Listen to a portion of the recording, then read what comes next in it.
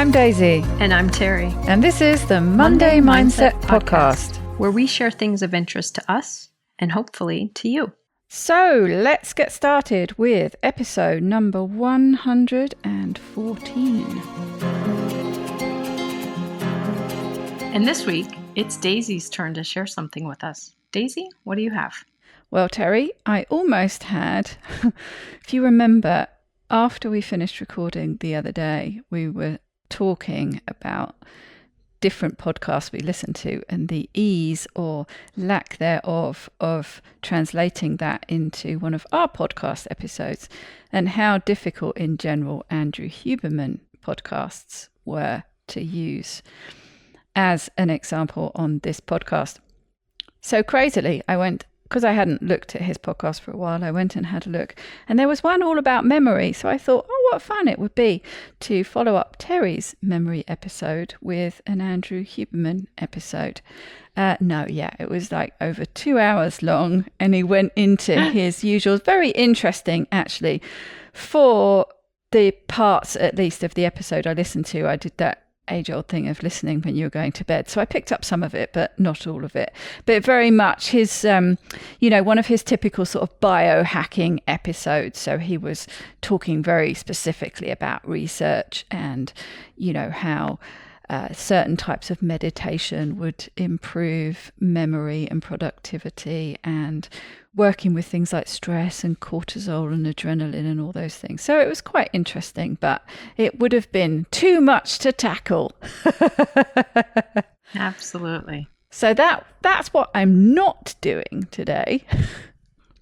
But what I did think we could do, which would be quite fun. Now, we did mention at the end of last week's episode that we might do a memory test on each other. Now, I feel supremely confident that I could still do those lists, so I thought I might put you in the hot seat and give you a random list of 10 objects, and then see if you can remember them at the end of this episode using a method of your choice. And I can't write anything down. Are you up for the challenge? I am. So first of all, we'll do like you did with me. I'll just give you the list and you can see how many you can remember. Oh, I'm really not good at this. Okay. Ready, steady, go. Duck, apple, table, handkerchief, cloud, grass, laptop, snake, rolling pin, cheese. How many can you remember? Certainly not in order. Duck, handkerchief, table, cheese. Yep, I think that's it, Daisy. That's pretty good. 4, and you did a similar thing. You got 3 out of the first 4 and the last one. So you did what I did with, what's it called? The primacy and recency. I was thinking in, out, first, last. Yes, primacy and recency. Recency. That's it. Yes, so you did exactly the same. So which method would you like to use to remember them? I'm going to do the story, the chain link. Okay, so let's quickly create a story then. And it's you who's got to remember, so you can create the story. So we're starting with duck. I'm going to start with duck. And what's the second word? Table? Duck, apple, table, handkerchief. Okay. So I'm going to picture a duck carrying an apple that barely fits into its mouth. And it's swaddling around with this heavy apple. And it walks under a table that has a handkerchief hanging down over it. Cloud. And the duck mistakenly thinks that it's in a cloud. Grass. Until its feet, those little webbed feet, get stuck in the tall grass. Laptop. And fortunately, there's a laptop sitting there, and so it uses those webbed feet to start typing on the laptop. Snake. until a snake crosses over the keyboard and slithers right near its feet. Rolling pin. And someone comes along and crashes down on the snake with a rolling pin, and it splatters. Cheese. And it looks like cheese as it splatters. There we go. So that was sort of doubly difficult because you had to come up with the story as well, rather than have the story be told to you like you did with me. So we shall see at the end. Can I say it once? Yes, go on then. Okay. So there's a duck, and he's carrying an apple in his mouth, and he's waddling underneath a table with a handkerchief hanging down, and it looks like a cloud because it's covering over him. But he realizes he's not in a cloud because his webbed feet are walking in the grass. And then he decides he should type on the laptop with those webbed feet until a snake slithers across the laptop. And then someone comes in with a rolling pin and smashes the snake, and it sprays it all over the place, and it looks like cheese. Excellent. Such a good story. Yeah. Well, listeners at home, you can play along, and we shall see at the end who remembers what. I have supreme confidence in you. I think you're going to get 10 out of 10. But on to this week's episode. It's another quick one from Kwik Brain, number 290, entitled Stop Multitasking, Try This Instead. Now, this is something that we have kind of covered before, but coming at it from a slightly different direction, and it's something that I'm very aware of, that I always need to pay more attention to. It's something, I think, following on from some of the suggestions that you gave. I think it was either a Jim Kwik, or it might have been Jim Kwik and the guy's name I can never, Nir Eyal is his name? Nir Eyal. Nir Eyal, yes. I think it was along those lines that we've discussed this before, long time ago, talking about focus timers and things like that, and not getting distracted. Well, it's the same sort of subject, but slightly different. So it's all about multitasking. Are you a multitasker? Do you have, and I know you are guilty of this, do you have numerous tabs open? No. Do you shift between tasks? Hop on and off social media, email, and so on? No. Not me. But how, more in general, how do you maintain focus in a world full of distraction? What are the benefits instead of monotasking? Research shows that we are really not good at multitasking. It's a myth, this whole idea and concept of multitasking. What we are actually doing is task switching. We're switching, sometimes fairly quickly, between tasks. So how do we tap into and harness the power of monotasking? And he talks about an example of when he was a kid. He was given these magnifying glass set, something or other, that he would go outside and burn leaves on a sunny day. I think we've probably all played around with that, focusing the sun's rays and hopefully not starting a forest fire in the process.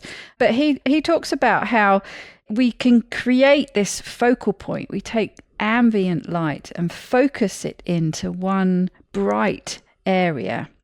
And then he goes on to say, well, it's, there's probably no coincidence that we also tend to use the word bright to describe smart people. But are they smarter, or are they just better focused? And then this is something that you've talked about in a recent episode. He then switches to get us to think about what are the costs of multitasking. So there are some clear benefits of monotasking, focusing, but what are the costs of multitasking? And he was saying that there are 4 main things that multitasking will cost you. Number 1, time. And most of us actually multitask. Usually, if we're asked about multitasking, why we tend to multitask, we do it to save time. But we're actually losing time, because every time you switch tasks, you need some time to refocus on the task at hand. For each task, he says, you're using a certain pattern of your neural net. And when you switch, you need to deactivate the old and reactivate the new one. And that takes some time. The second cost is mistakes. You are much more likely to make mistakes. The truth is that you are switching focus, albeit sometimes quite quickly, between tasks. One of the most obvious examples for this is driving and texting. And I mean, I'm pretty sure it's a legal requirement over there, same as it is here, that you're not allowed to drive and text. I don't think you're even allowed to pick your phone up here. If you're seen holding your phone by a policeman, you will get called over. But mistakes tend to happen much more often. So that's number 2. Number 3, the third cost, energy. When you activate a different part of your brain, it uses more energy. Your brain needs to draw down more glucose. It needs more energy to do that. So if you're feeling maybe a little bit mentally drained, fatigued, some brain fog, maybe you're trying to do too much at the same time. The fourth cost is that it puts a strain on your working memory. Your working memory is the really short-term sort of holding area for remembering things, when you've just got to remember something for a few seconds. If you keep switching, you're overtaxing your working memory. We all do it, or at least most of us do it. We all task switch. And he says the goal is not perfection, but to learn how to mitigate it. He says start with awareness. And there were a few of his succinct little sayings he has peppered through this episode. And this was the first one. Where your awareness goes, your energy flows. So, yes, just be more aware. How are you going to reduce task switching and increase monotasking? And he says the way he looks at it is a framework of his external world and his internal world. So your external world outside your body. So changing and managing your environment. All very obvious things like closing some of those hundreds and hundreds of tabs, switching off notification, closing apps. Made me think of James Clear's creating some friction for some of these distractions. And only this morning, actually, before listening to this episode, I deleted a load of game apps from my iPad. So doing things like that. Internal world, inside your mind. Our brain struggles to do 2 cognitive activities at once, but one cognitive and one physical thing often does work. So if you think about, as I was listening to this podcast episode for the first time, I was doing the washing up. It's quite easy if you're doing a fairly mindless physical task and listening to something, as an example, at the same time. And by washing up, do you mean laundry? I know, washing dishes. Dishes. See, we were only talking about this the other day, weren't we? Words and phrases that don't mean the same thing. Like washing up to me would mean like maybe washing my face, like a little spritzer kind of bath. Oh yeah, no, doing the washing up is washing the dishes, and specifically, I guess, washing the dishes by hand, not loading the dishwasher. Yeah, there you go. That's another one for my list. We should do an episode one time on US British translation.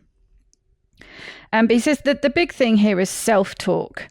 Are you thinking about what's going on in the present, or are you thinking about something maybe that's coming up, or dwelling on something in the past? And our focus tends to direct how we feel, and how you feel directs behavior. And we all know how distracting it can be with this self-talk, I guess, especially if you can't stop ruminating on things, how distracting that is and how much energy it takes. I think the challenge for me is if I'm standing there doing dishes and listening to this, suddenly this just disappears into the background and I'm thinking about something else, versus if I focus on saying some of the words from the podcast, thinking about the podcast, then I'm going to remember it more.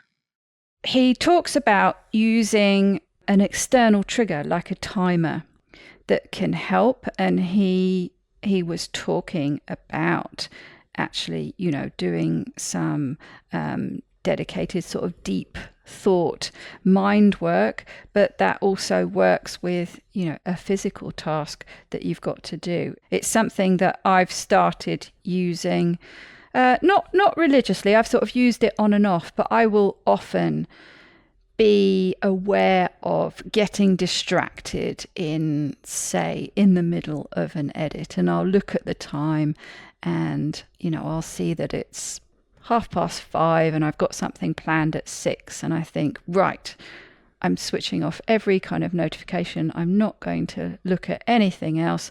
I am just going to head down for 30 minutes because I've got that fixed thing to do in half an hour, and I'm going to see how much I can get done. So I haven't been using things like that all the time, but I have been much more aware of it. And I find that sort of working to a set time, thinking I'm going to spend these next 10 minutes, this next 20 minutes, this next half an hour, whatever it is, just doing what I'm doing, can be very helpful. But he also, a little tip that he came up with, that if you are getting sidetracked by thoughts about things, or maybe an idea for the future pops into your head, he says, don't fight it. Another one of his sayings, what you resist persists. He says, instead, use an external tool like writing it down. And then you've done that, it's noted, and your mind can kind of safely go back to what it's doing without fear of forgetting this very important idea that popped into your mind that could have led you down a whole rabbit hole of distraction. I don't know how many times you've done that, but I certainly have. Something sort of pops into my mind and it's, well, I must just go and Google that and do a bit of research. And 2 hours later, I've been distracted away from what I was supposed to be doing. So what is the best use of your time? He just mentions that sometimes time management might be better off thinking of it as priority management. Another one of his sayings, the most important thing is to keep the most important thing the most important thing. I think that also fits with Nir Eyal's talk about distraction, as you brought up earlier, in that if you can block your time so that you do have 20 minutes for this task, or you're only going to work on this thing for a half an hour versus I'm going to work on this until it's done, that just seems like it goes on forever and it's very easy to kind of wander off. But if you know I'm going to do this for this period of time, you can move more toward completion and put off those other intruding tasks or thoughts that kind of get in the way. So going back to that strategy, I think makes sense. Yes, it's definitely something that I've employed. And I did mess around with playing with focus timers and didn't really get into them. But I do, just look at the clock in the corner and think, yeah, I'm just very aware of sort of hopping around. I quite often will take off a lot of the distractions. So, quit email so the little red dot doesn't come up. I've certainly switched off all the pings. I learned to do that mostly from Grace's benefit, I think, but it's a good thing for me too. But I'll take those off as well. So I I don't get things popping up somewhere on the screen, and just think, right, the next 20 minutes, half an hour, whatever it is. And it tends to be sort of blocks of time, a bit like that. I don't find it very comfortable however I'm sitting. I've got one of those kneeling chairs, and with my legs that's never very comfortable. So actually every sort of 20 minutes or half an hour I could do with getting up and just moving around a little bit. So from that point of view, those kind of time slots work quite well for me. But I thought it was just interesting refocusing again on something that I am aware of, something that I have worked on. And I know, distraction is something that a lot of people are plagued with in their working life, as well as probably not their working life. But I thought it was interesting just focusing on, what are the costs of this multitasking, and some things that you might be thinking you're doing in a positive way, like saving time, and actually it's costing you time. And then also thinking about the internal landscape that is distracting, how thoughts can be just as distracting as all those notifications, and being aware of it. And bit by bit, he says, one step at a time. Just be aware of what's going on, and then what is one small step you can take towards limiting distractions, and a small step you can take towards increasing focus. So, yes, something I continuously need to work on. Well, as I'm listening to this, I was just thinking and kind of chuckling to myself, boy, it's a good thing I'm kind of far behind in technology. And I was thinking, actually, so are you. So you and I probably have fewer of some of these modern distractions that some people have. True. Like neither of us wears an Apple Watch. And I don't know how many times you've watched people wearing one, but they're constantly picking up their wrist and looking, because every email that comes in, every phone call that comes in, they feel it or are notified. Then they have to follow up or they have to dismiss it.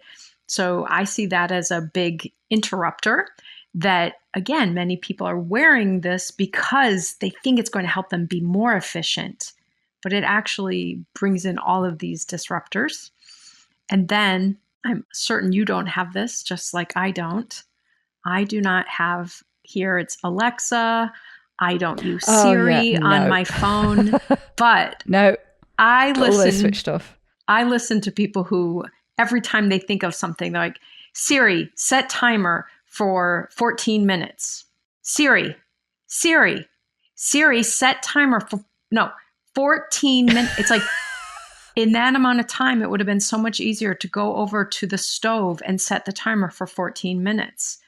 But again, using these things because they're making things easier, except when the technology doesn't work, or, you have to interrupt everything to pay attention to them. So I actually think you and I are a little better off right now because we have fewer of these distractions. We are dinosaurs.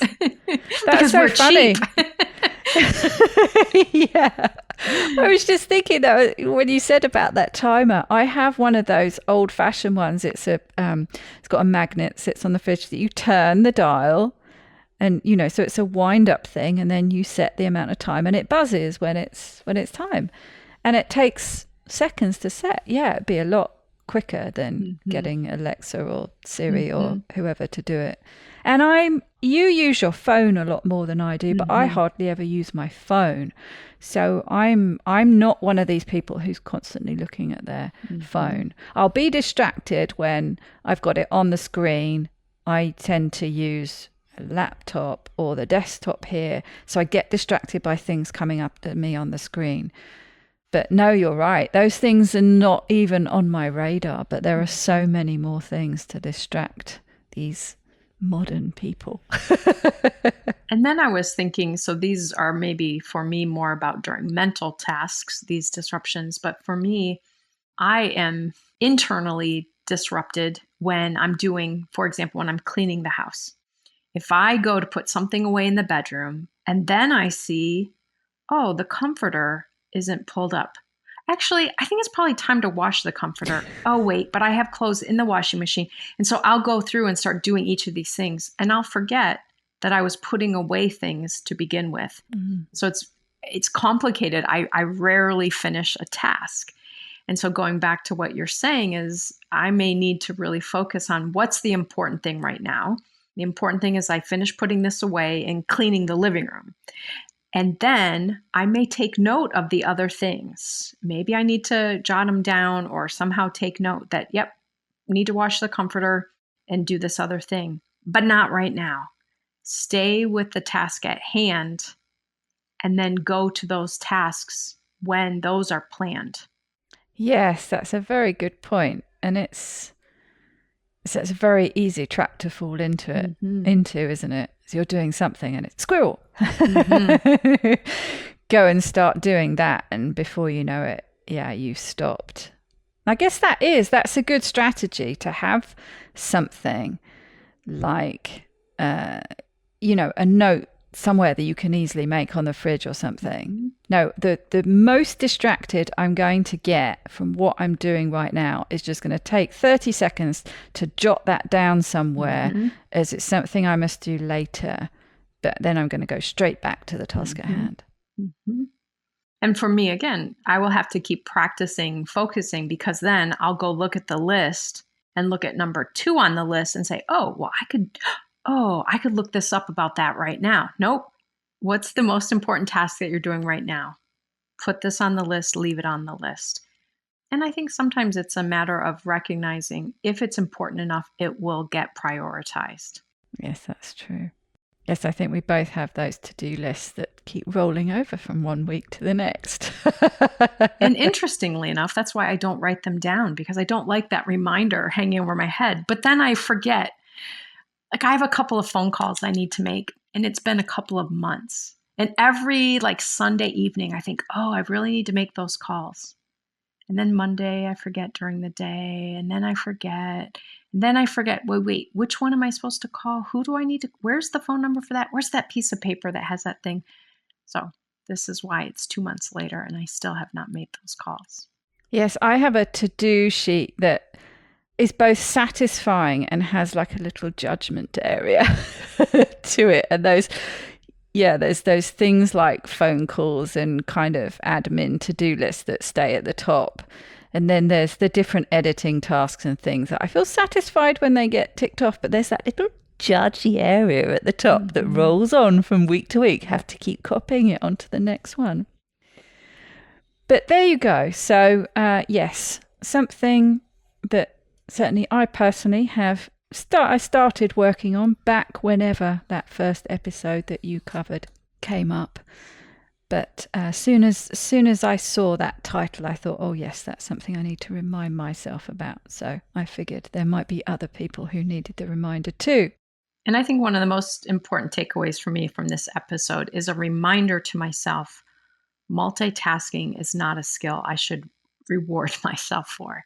That it's actually distraction. It's actually splitting my energy. It's costing me things. And so to start promoting that I'm actually doing well by myself and others when I monotask. Because I think culturally we've been kind of taught that it's a good thing to be able to multitask. And it's almost like in some ways you get rewarded for it. And I need to remind myself it's actually not the most efficient way for me to accomplish things. Well, it's become a bit of an expectation, hasn't it? And I know there are certain people who kind of have to. You think of busy mums to a certain extent have to multitask. But yeah, you're right. It has become culturally a thing to be lauded, and also just certainly in some areas a bit of an expectation. Actually, we need to start working away from that. Go back to monotasking. That's right. So we're back with the challenge for Terry. And for people listening at home, can you remember the list of 10 random items? Are you ready? I'm ready. I'm going to count the items on my hands just to make sure. But okay. So we start with a duck who is carrying an apple in their mouth and kind of teetering under a table that is covered by a handkerchief that is hanging down so that the duck imagines that it's in a cloud. and it thinks it's in a cloud until it feels its webbed feet in the grass, and then decides it should start typing on the laptop that's nearby with its webbed feet. And while it's typing, a snake slithers across the keyboard until, oh my gosh, I can't think of the word, until someone comes with I didn't make a clear enough image of this. A crowbar? No. Close. I'm running through my head thinking of all the objects I can imagine them smashing a snake with. Baseball bat, a crowbar, a wrench. Oh my gosh. Do you want me to tell you? First letter. Ah. 2 words.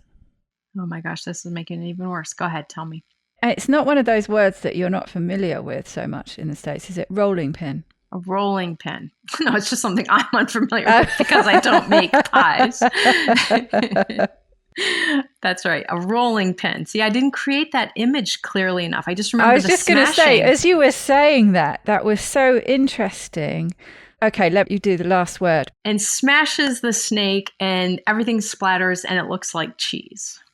I just thought it was so interesting as you were going through, and like when you talk about the duck thinks it's in a cloud, but then it feels its webbed feet feels in the grass, and then it's with its webbed feet it goes on, and you can kind of, I'm watching you as you're doing it, and I can see you sort of activating the different senses, and I could see you acting out. Someone comes along and bashes with that, but you didn't have a clear enough image, and all the things you mentioned are kind of there in the ballpark. They're the right kind of thing, but you needed that something extra to identify it as a rolling pin over just something that you might hit someone else over the head with.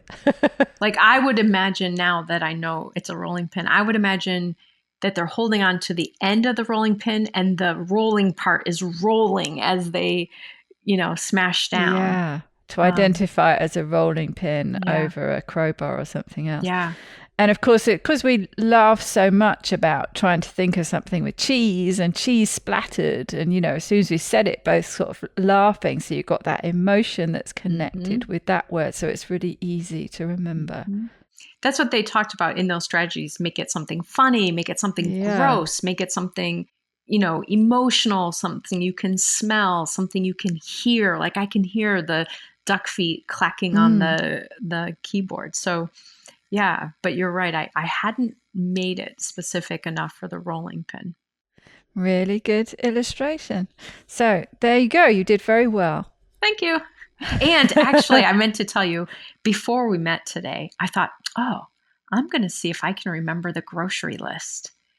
And I had to look at my paper, not for the grocery list, but I was thinking top of head, eyes, nose. And I thought, no, I don't think I used the nose when Daisy and so I just checked my list of what parts of the body did I use. You didn't use the nose. And then I did. I went through and got the whole list. How about you? Are you ready to do the grocery list? Yeah, I could do it. Sausage, cream, egg, blueberries, ground beef, lemons, chia seeds, coffee, yogurt. You left out 2. Butter. You left out butter in the throat. What else have I left out? Vanilla. I was so confident and I didn't get them all, did I? Vanilla. Yep. Shouldn't be so cocksure. Yes, you're right. See? A pretty good trip. You I would was come home too with 10 confident things. thinking I was going to go quickly through those, and I didn't. I should have gone at it a little bit more slowly and I would have got those. So can we do the random list of things? Yeah. I reckon. That was, we started with a chair in a store and a zebra throwing a boomerang round the tree that fell in the water, and there was a cactus waving around. And then we got an iceberg with someone reading a book that had Jello on the cover, with the boy with his halo. And then it all got smashed apart with a skipping rope. That's right. Excellent. You got all of them. I didn't miss any of those. Got them all, and you got them all in the right order. Fantastic. I might have messed up the shopping list one a little bit because I did employ that in my own shopping trip. So I'm surprised I didn't come out with some different things. That's funny. What I have done is I've kept things in the same place that are on my shopping list. Nice. So I'll just keep the cream pouring out of my eyes forever. That's right. You will always be on your knees when you buy coffee. Very good. So there you go. Well, hopefully everyone has some more ideas about ways to improve their memory, giving themselves more to focus while tasking so that they are more efficient and less distracted. And in the meantime, I hope you have a very wonderful week. You too, Daisy. Take good care, everybody.